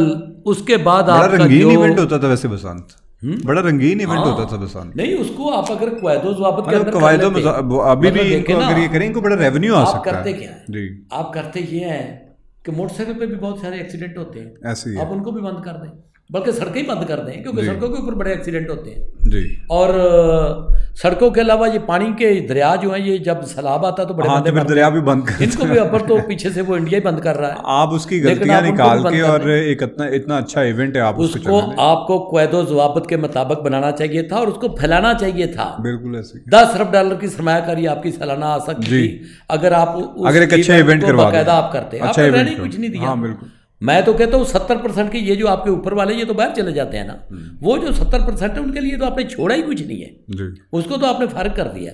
उसके बाद आपके 5वें नंबर पे आप आ जाएं, आपकी मिडिल क्लास आ गई, जी। और छठे नंबर पे आपकी कल्चरल सोसाइटी। अब कल्चरल सोसाइटी, शोबिस की दुनिया, आपके गुलूकार, आपके अदाकार, आपके जो क्रिएटिव लोग थे, सारे के सारे भूखे मर गए, इसलिए कि वो बेचारे पाकिस्तान बन गया और वो पाकिस्तान में आके कैद हो गए। उनमें से कुछ तो छोड़ के चले गए, जैसे बड़े गुलाम अली साहब थे, और बाकी जो है वो यहाँ बैठ के तड़प तड़प के उन्होंने जान दे दी, और ये उनको मिला। उस्ताद दामन पाकिस्तान में पहले से थे या वो इंडिया छोड़ के पाकिस्तान आए थे? नहीं, उस्ताद दामन लाहौर के रहने वाले थे, पहलवानी करते थे, ओके। और उन्होंने शायरी भी करते थे। शायरी भी करते थे। चिरागदीन उनका नाम था, असल अच्छा, नाम उनका चिरागदीन था। उस्ताद दामन की आपने बात छेड़ दी तो मैं दामन के बारे में आपको बताऊं जी। कांग्रेस के जलसों में तकरीरें पढ़ते, वो नज़में पढ़ते थे। अच्छा। अब हमें तो, हमारे खिलाफ तो कोई बंदा, हमें तो हजम ही कोई नहीं होता। अब ज़रा हमारे मुकाबले पे ज़रा नेहरू को रख के देख लें कि उस वक्त 35 मिलियन मुसलमान थे उधर, और वो सारे मुस्लिम लीग के हामी थे, तो फिर उनको तो मार देने चाहिए थे ना सारे। बिल्कुल।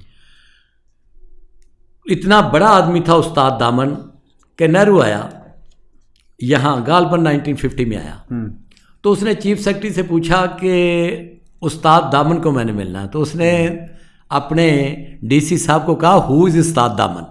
मैं उसका नाम भी आपको बता दूंगा, गालबन अख्तर कुछ था। तो उसने कहा हु इज़ उस्ताद दामन। अब उस बेचारे को पता क्या पता, 3 पीस गर्मी में पहन के बैठे होते हैं, सारी बिजली का आपने बेड़ा कर दिया है। आपकी ये सारी ब्यूरोक्रेसी, ये जो 3 पीस पहन के बैठी होती गर्मी में जून जुलाई में, ये आपकी कैबिनेट जो है, मिनिस्टर आपके वहाँ पे असेंबली में ये 3 पीस सूट पहन के बैठे होते हैं। इनको ज़रा मुझे इसी एक सवाल का जवाब ले दें, मैं एग्रेशन ख़त्म कर दूंगा, कि मुझे ये बता दें कि ये क्या चक्कर क्या है, इनको किस चीज़ का मसला है। डोप लगते हैं, सारी की सारी बिजली आपकी खा जाते हैं। वो गरीब के चूल्हे तक तो, उसके तो एक बल्ब में बिजली नहीं आने देते, सारी बिजली ये वहाँ पे लगा देते हैं। गाड़ी में ऐसे एसी चलाया तो वो भी सरकारी गाड़ी, उसको ड्राइवर को कहते हैं कि मैं आधे घंटे बाद आऊँगा, आपने चलने देना। हाँ। ऐसे ही एसी चलता रहे। मैंने 12 सरकारी गाड़ियाँ स्टार्ट ही खड़ी देखी हैं, उसके बाद अंदर जाते हो एसी ज़रा तेज़ करो, एसी। भैया आपने जून जुलाई में ये क्यों कसा हुआ है ये 3 पीस सूट, आपको किसने ये मुसीबत में डाला हुआ है? 23 पे कर दो हमारा, 23-24 पे कर दो। अच्छा, वो इनको ज़रा मुझे सिर्फ यही बात बता दें कि ये इन्होंने क्या किया होता है। आपका जो मौलवी है, उन्होंने ऊपर 3-3 जुब्बे अपना लिए होते हैं। यार ये इतना कपड़े का ज़िया आप किसी गरीब को ही दे दें, ये क्या है, क्या कल्चर है? वो तो बेचारे ठंडे मुल्कों के रहने वाले हैं, वहाँ पे तो उन्होंने 3 पीस भी पहनना है, उन्होंने ऊपर कोट भी पहनने हैं। हाँ। यहाँ पे जून जुलाई अगस्त में गर्मी पड़ रही होती है, आपके ख्वाजा आसफ जैसे जो पार्लियामेंटेरियन, उन्होंने 3 पीस ठोका होता है, ऊपर रेड कलर की टाई लगाई होती है, और अंदर ऐसे जा रहे होते हैं वो फवाद चौधरी जैसे, ऐसे फंसे होते हैं उसमें कि जैसे फंस के ऐसे जा रहे होते हैं। आपकी ये जुडिशरी जो है, उन्होंने ऊपर 3-3 एसी चलाए होते हैं और 3 पीस पहन के, और वो अंदर बैठे होते हैं। यार ये क्या कम्प्लेक्स है आपको? आप किस किस्म की कौम हो भैया? आप कपड़े खुले पहनो जिनमें आपको गर्मी कम लगे, आपका ये बिजली का कम इस्तेमाल हो। बिजली का सरकार, चूँकि सरकार की मिलती है ना, मैं फिर वही बात कर रहा हूँ कि सरकार से फ्री मिलती है, इसलिए इस्तेमाल करनी है हमने। हमारी कौन सी बाप की है? वो मंटो ने अफसाने में लिखा था ना कि मैं सरकारी एक अफसर के घर में, दफ्तर में गया तो 2 एसी चल रहे थे। मैंने पूछा सर ये 2 एसी, उसने कहा मैंने कौन सा बिल देना है? उसने कहा मैं एक तवाइफ के पास कोठे पे गया तो 2 एसी चल रहे थे। मैंने पूछा कि ये क्या? उसने कहा मैंने कौन सा बिल देना है? तो आप अंदाज़ा कर लेना यार ज़रा इनका। ओ यार आपने बचत करनी है, आपने एक एक टके का हिसाब देना है। आप सरकार के, जो सरकार के वसाइल हैं जिनको आप खा रहे हो, इनका आपने हिसाब देना है, क़यामत वाले देना। ज़रा उस दिन का हिसाब मुझे बता देना, उस दिन ये क्या जवाब देंगे। ये अगर दे सकते हैं कोई तो दे लें। उस्ताद दामन का, उसके बाद आ गए कल्चर सोसाइटी। अच्छा, उस्ताद दामन की बात हो रही थी, सॉरी हम निकल गए, वापस आ जाएगा। उस्ताद दामन को नेहरू ने कहा कि उसका घर चला दिया यहाँ मुसलमानों ने। उसने रिक्वेस्ट भेजी कि मैंने मिलना है। हाँ। अच्छा। तो मिलने आए, तो उसने कहा कि हु इज उस्ताद दामन। हाँ, उसको बेचारे को पता उस्ताद दामन क्या चीज़ है। अच्छा। वो फैज़ अहमद फैज़ बन गया भुट्टो साहब का मशीर जी, और उस्ताद दामन को कैद पकड़ लिया पुलिस ने। तो फैज़ माने ही ना कि कोई उस्ताद दामन को भी गिरफ्तार कर सकता है, उसके ऊपर बम डाल दिया आपकी हुकूमत ने। नहीं, लेकिन वो मैं नेहरू की पहले आपको नेहरू वो सॉरी मैंने तो ये सुना था कि नेहरू जब पाकिस्तान आया था तो उसने रिक्वेस्ट की थी कि मैंने उस्ताद दामन से मिलना है। हाँ, ये उससे पहले की बात? नहीं, मैं उसी वक्त की बात कर रहा हूँ। नेहरू गया। हाँ। अब वो ले गए, अब वो उस्ताद दामन के, नेहरू बहुत डाउन टू अर्थ आदमी था, वो बैठ गया वहाँ पे जाके उसके नीचे, तो दामन ने कहा कि नहीं, बात जो मैं आपको सुनाने लगा वो सुनो। नेहरू ने उसको कहा कि उसका घर जला दिया था मुसलमानों ने। अच्छा। पार्टीशन में उसका घर जला दिया था क्योंकि उस्ताद दामन का, कांग्रेस में।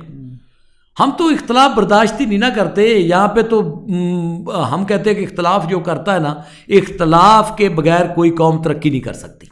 ये आप नोट कर लें। इख्तलाफ का तरीका होता है, सलीका होता है, अदब के साथ आपने करना है, लेकिन इख्तलाफ के बगैर ना इल्म तरक्की कर सकता है, ना अदब तरक्की कर सकता है, ना मुआश तरक्की कर सकती है।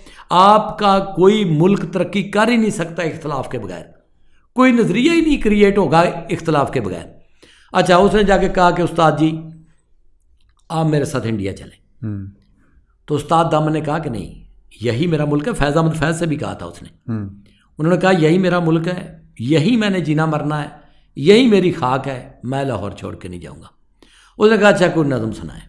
तो उस्ताद दामन ने कोई शेर सुनाए, उनमें मैं 2 आपको सुना देता हूँ। उसने कहा उत्तों उत्तों भावें असी चुप रहिए, विचों विचों खोए तुसीं भी हो खोए असीं भी हाँ, जागण वालियां रज के लुटिया है, सोए तुसीं भी हो सोए असीं भी हाँ, ये आज़ादियां घर बर्बाद कीते, होए तुसीं भी हो होए असीं भी हाँ, लाली अखियां दी पई दस दिए, रोए तुसीं भी हो रोए असीं भी हाँ। और नेहरू सचमुच रोने लगा। वो नहीं गया बेचारा, दरवेश आदमी था। उस्ताद दामन एक दरवेश आदमी था। उसने फैज़ अहमद फैज़ के जनाजे में कहा था कि अब मेरी बारी है, 13 दिन बाद फौत हो गया। सब दुनिया ने देखा कि रिक्शे से एक बंदा उतरा है और रो रो के ऊंची ऊंची आवाज़ में कह रहा है कि अब मेरी बारी है। एक ही मेरा सहारा था, वो भी ख़त्म हो गया।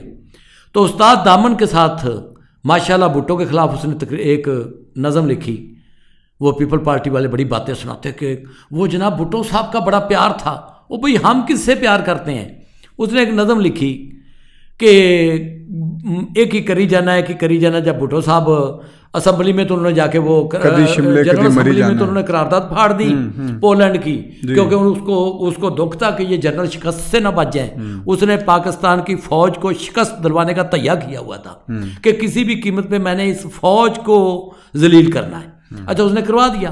अभी बड़े बड़े लोग हैं जो उनको वो करारदाद फाड़ने पे अप्रिशिएट करते हैं कि हमारा लीडर यूएन में बैठता था, करारदादें फाड़ के ऐसे आ जाता होता था, आज भी हमें वैसी लीडरशिप चाहिए।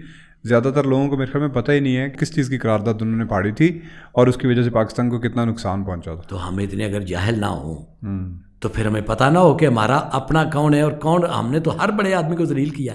हम हर छोटे आदमी के पीछे लग जाते हैं, उसके नारों के पीछे लग जाते हैं। सबको मिलेगा मेरी जान रोटी कपड़ा और मकान। वो बाबा बुल्ले शाह का नारा था कि, और उसको इन्होंने अपना करके अपना बना लिया। वो भी मैं किसी दिन वाकया आपको सुना दूंगा कहाँ से इन्होंने लिया था, क्योंकि आज तो वो कल्चरल सोसाइटी आपकी तबाह होगी। उसके जनाब उजरे से उसने एक नज़म लिखी, एक ही करी जाना एक ही करी जाना। वहाँ पे तो 1000 साल जंग का नारा लगा के उन्हें कहा एक ही करी जाना एक ही करी जाना है, 1000 साल जंग लड़ने वाले हुण अंदर नूं कानूं वड़ी जाना है। कदी शिमले ते कदी मरी जाना है, जिथे जाना है धड़ा धूस जाना है, जदों जाना है बन के जासूस जाना है। कदी शिमले जाना है कदी मरी जाना है कि करी जाना है। इन्होंने जनाब उसके ऊपर पर्चा ठोका, उसको उठाया और जाके इन्होंने बंद कर दिया। उसने जिस कर्ब में एक शेर का, वो मैं आपको सुनाता हूँ। उसने कहा थाने हवालात ते कचहरियाँ ने, थाने हवालात ते कचहरियाँ ने, वेखो किथे किथे मेरे कम निकले। कदी सुनिया जे किसी शहर को 2 पिस्तौल ते दस्ती बम निकले। वो मजिस्ट्रेट ने कहा उस्ताद जी तुहाडे कोलों बंब निकलिया। उन्हें कहा मेरी कोठरी का दरवाज़ा छोटा सी, वरना टैंक निकलना सी मेरे कोलों। उनके साथ जो किया, कल्चरल सोसाइटी आपने तबाह बर्बाद करके रख दी। नूर जहाँ को भी उन्होंने ऑफर की, उसने भी कहा कि नहीं मेरा जीना मरना पाकिस्तान के साथ है। आपको पता है 65 की जंग में भी उसने कितने तराने और किस दिल से गाए। उसने अपने बच्चे छोड़ दिए थे। आप अदाद शुमार निकाल लेना, मुझे नहीं पता, लेकिन मेरे अंदाजे के मुताबिक कोई 1100 अरब रुपए इंडिया अपनी कल्चरल सोसाइटी से कमा रहा है। 1100 अरब। उसके बाद दूसरा क्या होता है, उसके बाद दूसरा क्या होता है इसका, आपका बाहर से विजिटर नहीं मुल्क में आता, आपके मुल्क की सैरो सियाहत ख़त्म हो जाती है, आपकी इंडस्ट्री तबाह हो जाती है, जो कि आपकी हो गई है, आपकी वो हो गई है और उनकी चल रही है। नंबर 1। अगले पॉइंट पे चले जाएं। अगली जो क्लास इफेक्ट हुई वो है आपकी स्पोर्ट्स की दुनिया। आपकी पूरी की पूरी जो स्पोर्ट्स की दुनिया वो तबाह होकर रहेगी। क्रिकेट ने तो आज ज़रा नहीं मैं क्रिकेट की खाली बात नहीं, क्रिकेट पे आप कर लें, क्रिकेट पे आप एक नंबर 1 तो आप वर्ल्ड चैंपियन होते जी। नंबर आज आपके लड़कों को मिलने के लिए कोई जगह नहीं मिल रही।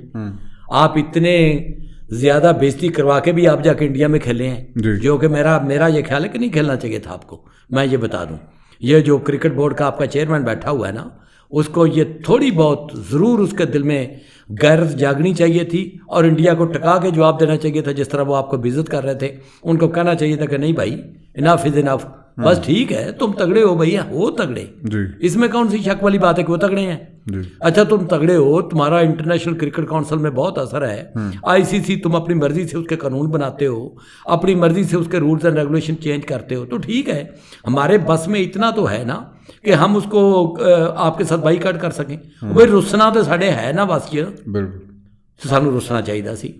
और ख़ास तौर पे एक ये जो अहमदाबाद में हमने मैच खेला और जो उन्होंने हमारी टका के बेइज्जती की, उनका हक बनता था भाई, वो करते हैं। और उसी मोदी कसाई, जिसको वो गुजरात का कसाब कहते हैं, उसी के नाम पे वो स्टेडियम बना हुआ है। उसी ने आके वहाँ पे स्पीच की। खैर वो जो मर्जी बोलता रहे, उसका हक है भाई, उन्होंने तरक्की की है तो बोलेंगे भी, लेकिन हमें उसका बाईकाट करना चाहिए था, जो कि हमने नहीं किया। ये मेरा दुख है। चले उसके बाद और ज़का अशरफ साहब को रिज़ाइन करना चाहिए। वो कोई प्रोफेशनल क्रिकेट, उसको क्या पता क्रिकेट क्या होती है। हमने तो क्रिकेट बोर्ड को एक इंडस्ट्री बनाया हुआ है। आप जाके उसका बजट तो देखें। पूरे मुल्क की आपने तबाह कर दी, गेम्स तबाह कर दी हैं, पूरे मुल्क की स्पोर्ट्स आपने तबाह कर दी है क्रिकेट के लिए, और क्रिकेट आपकी तबाह कर दी इंडिया ने। बाकी गेमें आपने तबाह कर दी क्रिकेट के लिए, और क्रिकेट आपकी तबाह कर दी इंडिया ने। नंबर 2, आप इस वक्त कबड्डी के वर्ल्ड चैंपियन होते, ये भी पंजाब के साथ ज्यादती हुई है। आज भी पंजाब का लड़का अपनी मदद आपके तहत तैयारी करके कबड्डी खेलता है। वो लोग तो अभी भी वर्ल्ड चैंपियन है। नहीं, वो वर्ल्ड चैंपियन हमारे साथ ही मत्था है ना उनका, तो हमारे साथ ही वो लगाते हैं ना। हालांकि हमारी तो सरपरस्ती कोई नहीं है, उनकी तो गवर्नमेंट जो है ना वो अरबों रुपए लगाती कबड्डी को। 200 कबड्डी के क्लब हैं उनके, 200 कबड्डी के क्लब। कतरीना कैफ आती है वहां पे उनकी इनॉग्रेशन पे जी। तो हमारी क्या है इधर। लेकिन उसके बावजूद अगर आपका प्लेयर जो है, कबड्डी का प्लेयर जो है, उनके साथ मुकाबला कर रहा है, उनको टफ टाइम दे रहा है, अगर वो ये धांधली ना करे तो कई मरतबा वर्ल्ड कप हम जीत के भी आ जाएं। बिल्कुल। तो सोचो ज़रा, उसके बाद आपकी जितनी गेमें आप गिनते जाएं, जितनी भी, इस वक्त आपके पास गेम क्या है? हॉकी आपकी किधर है? फुटबॉल आपका किधर है? कबड्डी आपकी किधर है आपकी? क्यों? क्योंकि आपने क्रिकेट के बदले बाकी सारा कुछ तबाह कर दिया, और क्रिकेट आपकी इंडिया ने तबाह कर दी। अगर ये एक वो तबका है जो बहुत ज़्यादा इफेक्ट हुआ है, और इसका असर क्या हुआ है, मेरे इल्म के मुताबिक 1100 अरब रुपए वो अपनी फिल्म इंडस्ट्री से कमा रहे हैं, और 1300 अरब रुपए वो अपनी गेमों से कमा रहे हैं। 2400 अरब इंडियन रुपए आप पता कर लें वो कितने का है, यानी उनका मेरा ख्याल को 80-82 का डॉलर है। जी, और आपका इधर को 300 के करीब है। अब वो आसम मुनीर साहब की मेहरबानी से वो नीचे आया हुआ है, पता नहीं, मुझे नहीं पता कितने का, क्योंकि ये आपने ज़ाया कर दिया। अब पाकिस्तान गया है बन। अब मैंने अपील करनी है इन 8 तबकों से, ब्यूरोक्रेट से, जुडिशरी से, आपकी फ़ौज से। फ़ौज का मतलब जनरल आपके, वो नीचे वाले तो बेचारे वो वाक़ा, आप जाएँ गंडा सिंह बॉर्डर पे, मैं कई मरतबा गया हूँ, तो जाके उनकी हालत ज़ार देख लें। मैंने अपील करनी है जनरलों से, जजों से, ब्यूरोक्रेट से, और आपके स्पेशल ये तमाशबीन मीडिया से।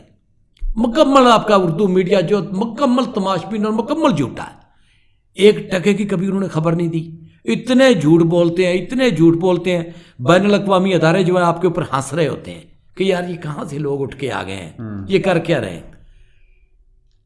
इसी तरीके से आपके सियासतदानों से, ये जो 8 तबके मैंने गिनवाए जो बेनिफिशरी हैं, इनसे मेरी दर्दमंदाना अपील है कि खुदा के लिए ये 70% जो मैं कह रहा हूँ, ये 70% मैं ये नहीं कह रहा कि ये सारे ये तो बेचारे वो उनका नाम ले रहा हूँ जो खते गुर्बत से नीचे आ गए हैं। इनका कुछ ख्याल करें, इनके कुछ हकूक़ का ख्याल करें। क़यामत वाले दिन अल्लाह ताला को जाके क्या जवाब दोगे? अगर तो कोई जवाब इनके पास है तो वो ये निकाल लें।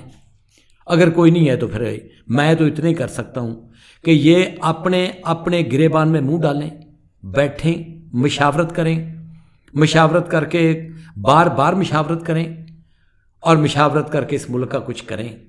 आपके पास अव्वल आखिर पाकिस्तान है और कोई आपके पास दूसरा मुल्क नहीं है। इसके लिए मैं इसी पे ही अपनी बात का इख्तिताम करता हूँ कि अल्लाह करे मेरी अर्ज़ पाक पे उतरे वो फसले गुल जिसको अंदेशा ज़वाल ना हो।